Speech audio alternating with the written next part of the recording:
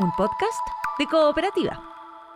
Historias mundialistas, el lado B de la Copa. Relatos mundiales. Es una presentación de Cooperativa Deportes.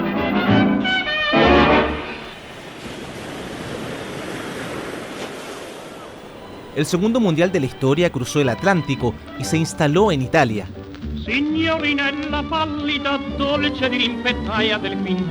Italia 34 tuvo varias particularidades. Fue la primera oportunidad en que se jugaron clasificatorias y la única vez que el país anfitrión disputó en cancha su derecho a ser parte de la Copa.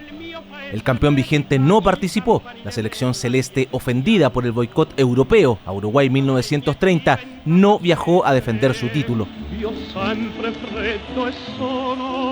Pero si hay algo que caracterizó a Italia 34 fue la política y las amenazas.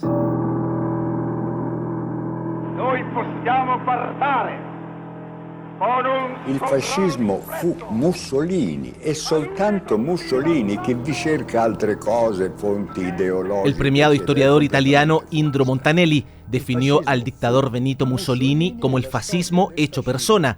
La definición cabe en propiedad y es útil para entender el Mundial de Italia 1934. Italia proletaria e fascista è per la seconda volta in piedi, forte, fiera e compatta come lo Spice. Passano alla sinistra, che vediamo dominare leggermente, Pucci non arriva intorno sul pallone. La Copa de Italia 34 la disputaron 16 selecciones, 12 de ellas europeas, 3 americanas, y esta vez, sí por primera vez, estuvo presente un equipo africano, Egipto. Chile renunció a sus chances de participar en el certamen.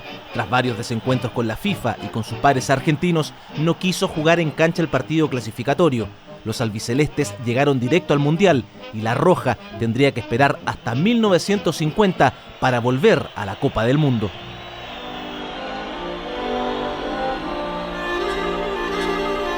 Per il mondiale del 34 venne montata una gigantesca macchina propagandistica, 100.000 cartelli murali, 300.000 cartoline. Italia 34 sería conocido como el Mundial de las Amenazas. Según los relatos de la época, Mussolini se encargó personalmente de amedrentar a la delegación sueca en el Congreso de la FIFA.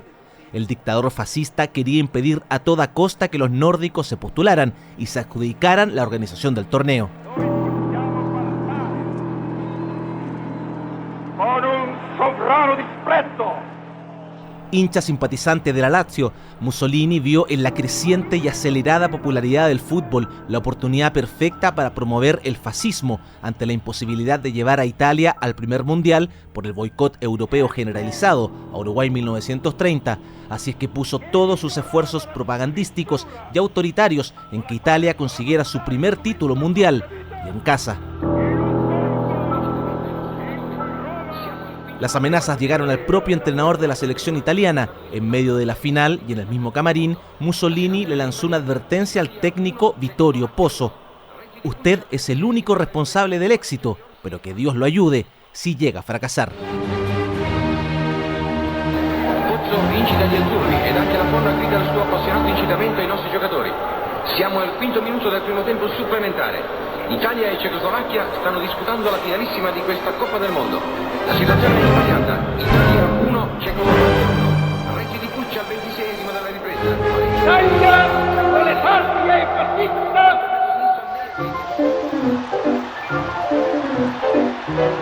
Pero no solo las amenazas fueron parte de la estrategia fascista para quedarse con el título mundial. Tras la Copa de Uruguay en el 30, varios jugadores argentinos recalaron en la península itálica para desplegar su fútbol en la tierra del calcio, entre ellos Angelo Schiavio.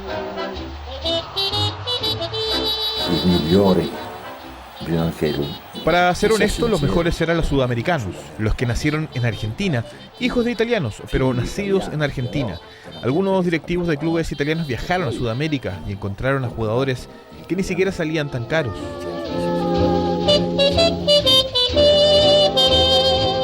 Otros nombres argentinos que vistieron la camiseta italiana son Atilio de María, Raimundo Orsi y Luis Monti. Nacido en Buenos Aires en 1901 de padres emigrados desde Italia, Luis Felipe Monti pasó a la historia por ser el autor del primer gol del albiceleste en una Copa del Mundo. La historia de Doble Ancho, como era conocido Luis Monti por su físico, está cruzada por las amenazas. Todo partió en la final de 1930, donde según cuenta fue presionado para no salir al campo, y eso quedó en evidencia en la cancha. En el descanso, cuando Argentina ganaba 2-1, le dijeron que si no perdían iban a matar a mi abuela y a mi tía. El relato corresponde a la nieta de Luis Monti, Lorena, en declaraciones al sitio oficial de la FIFA.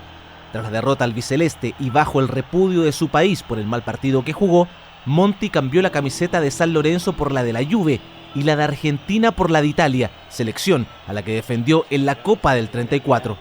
Luis Felipe Monti pasó a la historia por ser el autor del primer gol del albiceleste en una Copa del Mundo, pero sobre todo por ser el único jugador en la historia de los mundiales de fútbol que ha jugado 2 finales consecutivas con 2 selecciones diferentes. Su vida siempre contaba que tuvo que jugar 2 finales bajo amenaza, porque antes del partido con Checoslovaquia entró una persona al vestuario de parte de Mussolini que le dijo a los jugadores que si no ganaban iban a haber consecuencias. Italia 1, Cecoslovacchia 1. Reti di Pucci al 26esimo della ripresa, pareggio di Orsi al 36esimo. E in questo momento il mezzo sinistro Nerli che manovra il pallone. Passano alla sinistra, Pucci che vediamo zoppicare. Para la posteridad quedó una frase.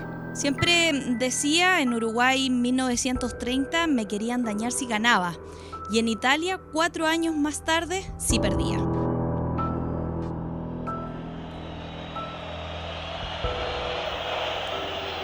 Incluyendo todos los esfuerzos extrafutbolísticos, Italia tuvo un andar polémico para llegar a la final.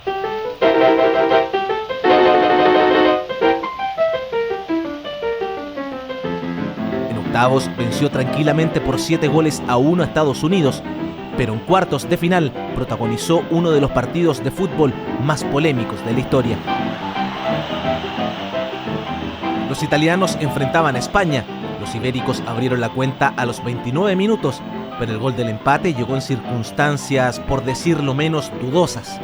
Después de 7 tiros de esquinas consecutivos y en una jugada que involucró una falta evidente al arquero español.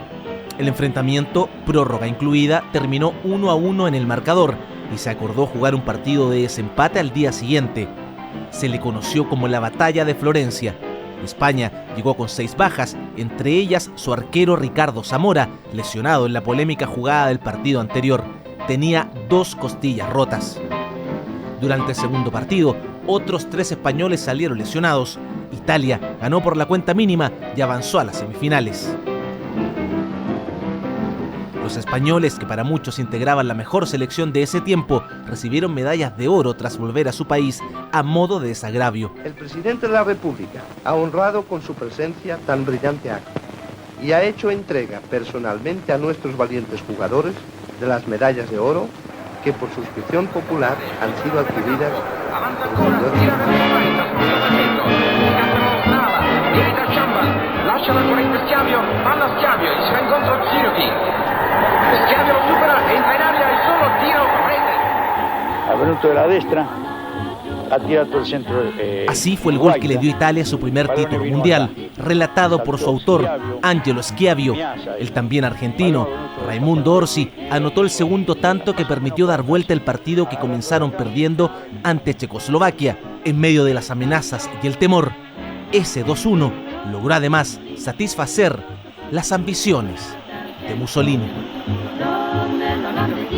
Fue Relatos Mundiales.